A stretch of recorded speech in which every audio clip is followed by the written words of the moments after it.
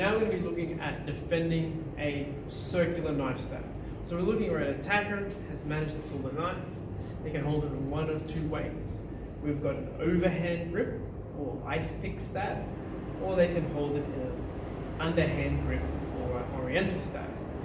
And so they're both circular stabs. So the attackers managed to be here, they've managed to close the range, and they're coming in for this overhand circular stab, which is a very common stab, and especially common with stabbing recoil, which tends to be the most common type of action.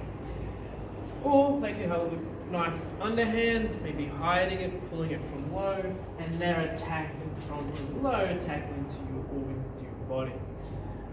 Now with the Icepick stab, they can come over the top, somewhere in here. Oriental stab can come from low to up, but it can also come up and around high as well with this type of stab. These stabs, as I mentioned, typically come in fast, and they typically have fast recoiling and multiple stabs. So, solution we're going to be doing as default is again creating space away from the blade, because working with the knife, the default position is if they have a knife, I want to create as much space between me and the knife as I can. First thing to do is, if you see someone with a knife, is to run away. Run away is your first option. However, if it's not safe to do so, or you're unable to, then you're looking at trying to get safe from the person with the knife. Or I'm trying to find common objects and things to protect myself and attack with. Even if there's a bit more space, she's coming in. I've even got with front stomp kicks to the space. I have many different things before I start getting into hand defenses against a knife, because it's always a much dangerous prospect. And if you're ever defending against a knife unarmed, expect to get cut. You're going to get cut and stabbed. I'm just trying to minimize the fatal damage that happens on me. I want to defend myself, and we're going to be looking at fast retreating, creating spacing. So what happens is here, if the knife, you may have seen it, I'm going to have my hands up, and I want to be again with a foot forward in more of a ready stance here, rather than being flat-footed here. And what happens is I'm going to be looking at here, moving away, go back a minute. And from here, I'm looking at my 360 attack simultaneous, and as my hands are recoiling, I'm kicking the groin, hands up, moving away. This is a simple, fast, but dangerous technique. So what happens is here, I'm doing my 360 defense, and I want to meet it strong. I need to go defend at the wrist with the pinky side forearm, blade of my arm here, and I want to chop strong. I'm going to tense everything up, including my lats, and I actually want to chop to meet it. This is more of a strike than a defense, if anything. So I want to hit it hard and strong, and at 45 degrees with high up. I want to go to the wrist. If I'm a bit low, what happens is here, the arm can still fold over and still get me. So I'm actually going to make sure I'm on the wrist. Defenses stop one attack. So if I defended it once, what happens is here, she'll just recoil and keep stabbing. So defending only stops one attack. To help hinder and stop number 2 and 3 attack, I actually want to attack at the same time. Because as we learned with 360 defense, the attacker is not prepared, physiologically and mentally prepared, to wear a strike at the same time as they're attacking, especially with the knife. Because they're all prepped and ready, focused on delivering and stab. I'm going to strike at the same time to buy myself time and also cause a bigger reaction. Since this is something that's quite dangerous and fatal, I am now going to escalate my force, and you better attack a vulnerable point. Nose, good. Chin's not bad. Throat, excellent. Providing it is open and available to you, I would try with a knife. So here I'm going to try to hit the throat, although hitting to the nose, chin, not too bad. Now from here, to become fast, I want to do hand strike, then a kick to their groin, as fast as I can, to be as fast as you can. As I've made my defense and impact, what happens is here, as I recoil my hands, my foot comes into kick. So 1 and. So I'm not going 1, 2, 1, and as my hands are starting the recoil back to their guard, my leg is starting to kick. So as soon as my hands get to the guard, I've made my front snap kick to their groin here. And so 1 more, here, one hand. And you can see when I've done my kick, couple of things. If that's the knife side, you can kind of see I have length away from the knife. It doesn't matter which leg you kick with really, because all that matters is where your weight has shifted to.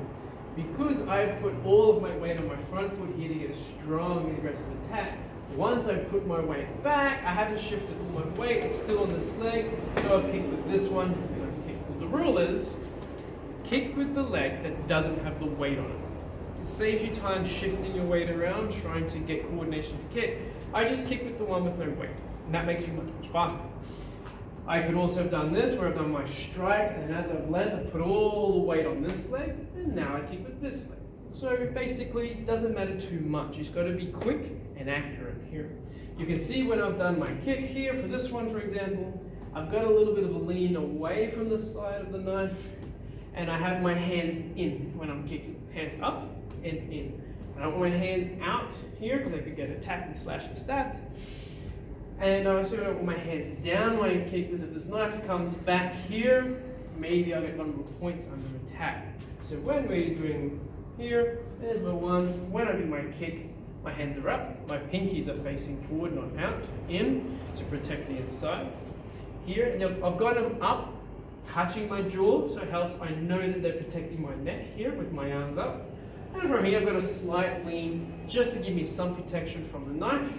Also gives me a bit more reach, and also gives me a bit more power, because this kick now is going to have the hips behind here. At this point, we're going to do fast retreating away if I'm going to be doing the kick.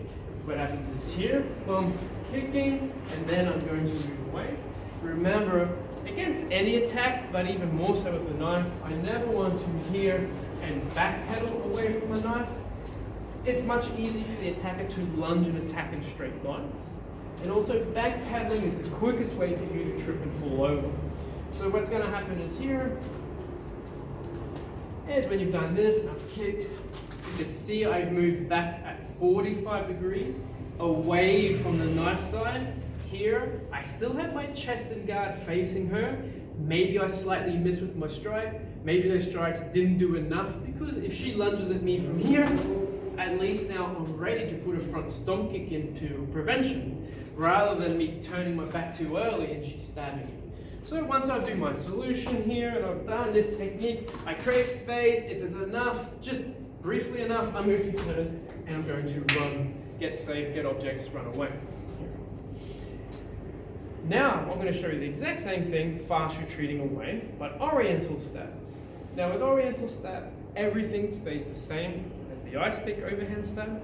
It's just now when doing defense, I have to just do my 360 lower. Since it's low, I'm going to have to hinge at the hips.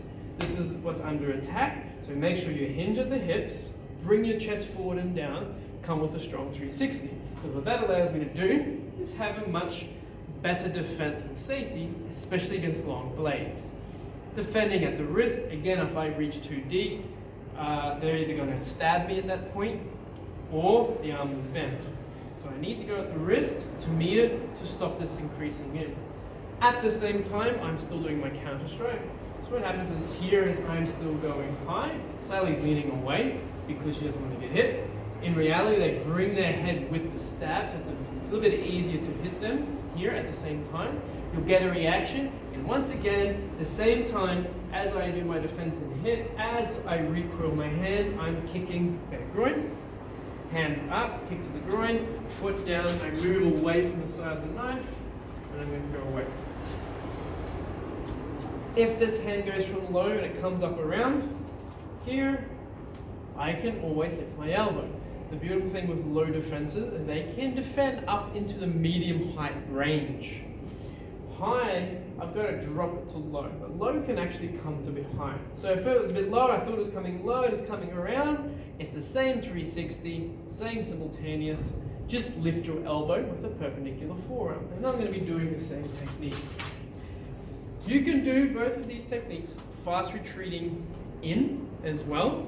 Say my environment didn't allow me to move away, my exits environment directed me more this way as my escape, I can still go in. So if I have another ice pick attack here, I'm probably going to forego the kick now and I'm going to do my 360, burst in, and I'm moving away.